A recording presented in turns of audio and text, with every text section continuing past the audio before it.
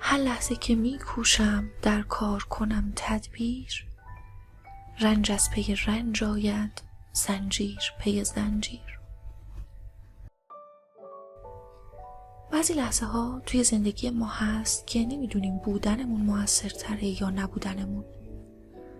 اصلا موثرتر برای کی؟ دیگری یا خودمون؟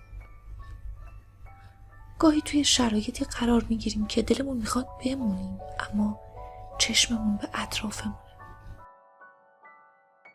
دوست داریم بدونیم که بودنمون مهمتره. دوست داریم اینو از چشمای عزیزانمون بخونیم، از رفتارشون احساس کنیم که نشه مثل مرغک طوفان زده شفیعی کدکنی که نتواند به تو پیوستن و نی از تو گسستن، نه ز بند تو رهایی، نه کنار تو نشستن.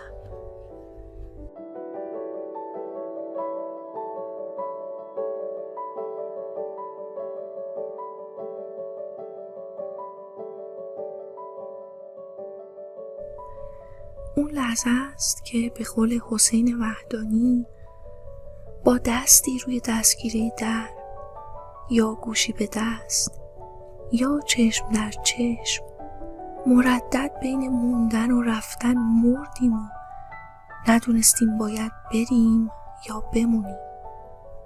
اما نتونستیم چیزی بگیم، نتونستیم معنای زندگیمونو پیدا کنیم.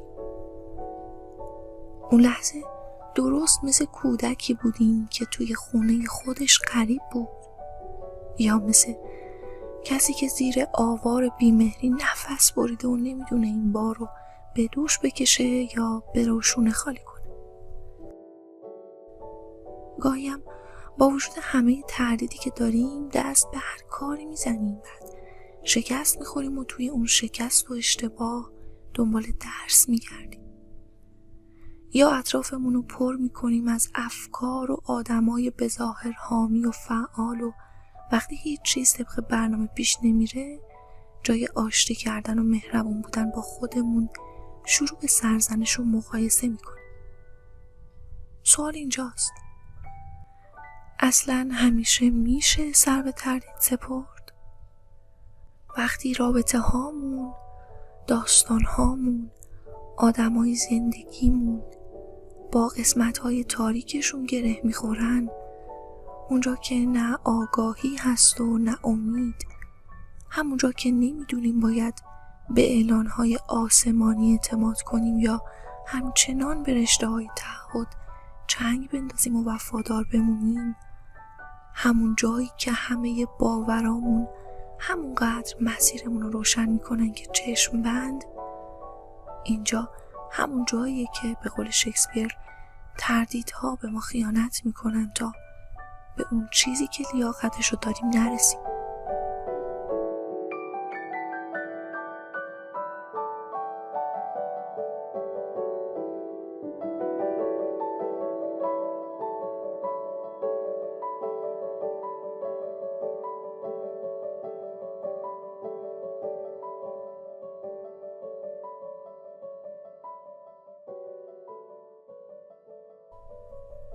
درست همون جاست که نمیدونیم آخرش یه قهرمان خواهیم بود یا نه تنها یه آدمی که فریب خورده.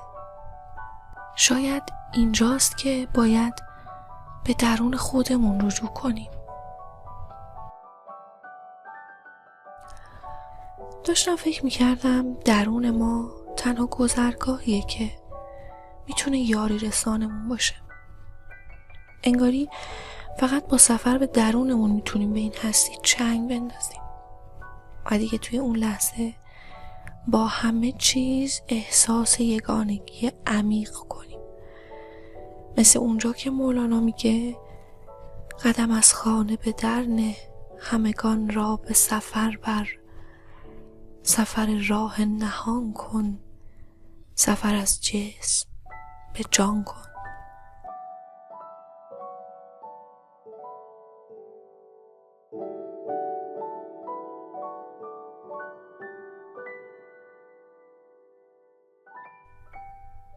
این تنها تو هستی که توی همه جا گسترش پیدا کردی و توی همه چیز ظهور کردی. این تویی که درخت شکوفا شده ای، توی دریای بیکران یه قطره ای و توی رود جاری. پرسش کلیدی اینجاست: من کیستم؟ من چه کسی هستم؟ و تنها راه دریافت پاسخ اون اینه که سکوت پیشه کنی، هوشیار باشی و آگاه، به افکارت نگاه کنی و بذاری که بگذرند. یه روزی میبینی که سکوت همه جا حاکم شده، حتی دیگه نجوایی از فکر به گوش نمیرسه. همه چیز ساکن شده، انگاری زمان از حرکت ایستاده.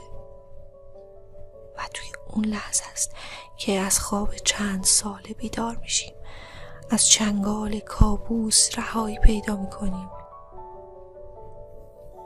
ولی اینجا یه چیزی رو باید یادمون بمونه: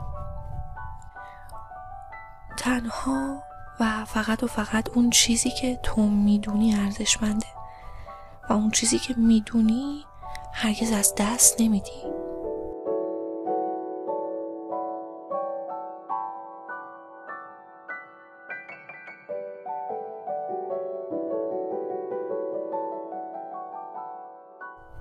همه چیز گم شدنیه.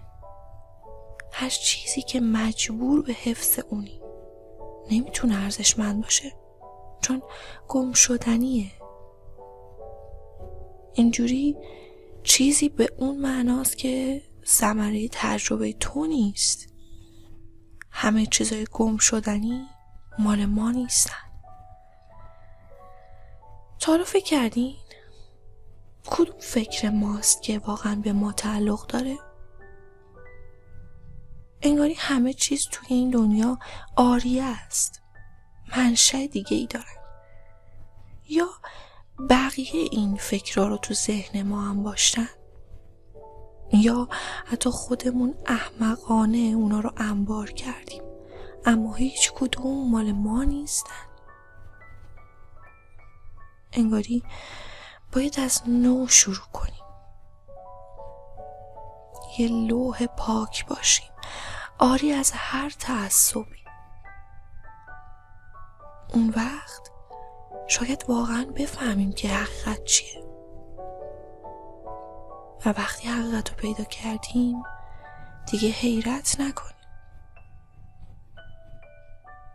چون نه در جایی مکتوب بوده و نه میشه توی واژه ها به زبونش آورد. هرگز این قلم راز رو فاش نمیکنه. هرگز حقیقت رو کسی به زبون نیاورده.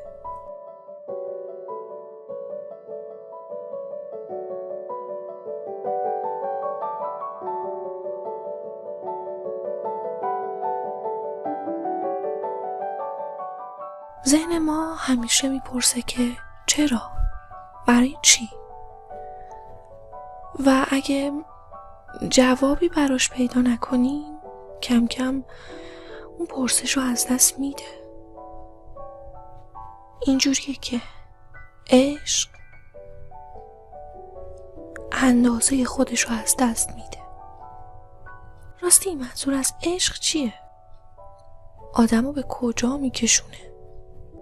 با عشق میتونیم به مدینه فاضله، به اون بهشت موعود دست پیدا کنیم؟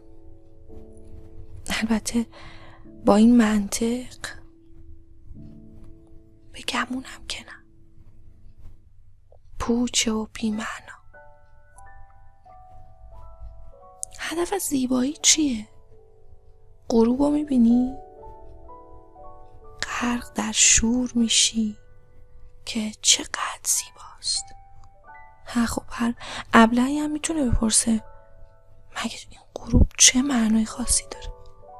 اونجاست که نمیتونی پاسخی بدی. و اگه معنایی توی اون نیست، چرا به یه چیز بیهوده و بی‌معنا برچسب زیبا میزنیم؟ یک گل زیبا، یک تابلوی زیبا، یک نقاشی زیبا، بالون‌های زیبایی که به ناکجا میرن، یه شعر زیبا، همه هیچ معنایی ندارن. چیزی رو نمیتونیم ثابت کنیم و هیچ هدفی رو نمیتونیم متصور بشیم. توی زندگی انگار همین چیزای بی‌معناست. تکرار میکنم، زندگی فقط همین چیزای بی‌معناست. معنا به این مفهوم که هدفی رو دنبال نمی‌کنن، انگاری به جای رهسپار نیستن و چیزی از اونا به دست نمیاری. یه جورایی دیگه هم میشه گفت زندگی خودش به تنهاییه که معنا پیدا میکنه و ما فارغ از هر جمله و کلمه، فارغ از این که خودمون و چیستیمون رو توی واژه ها توصیف کنیم، به تنهایی معنا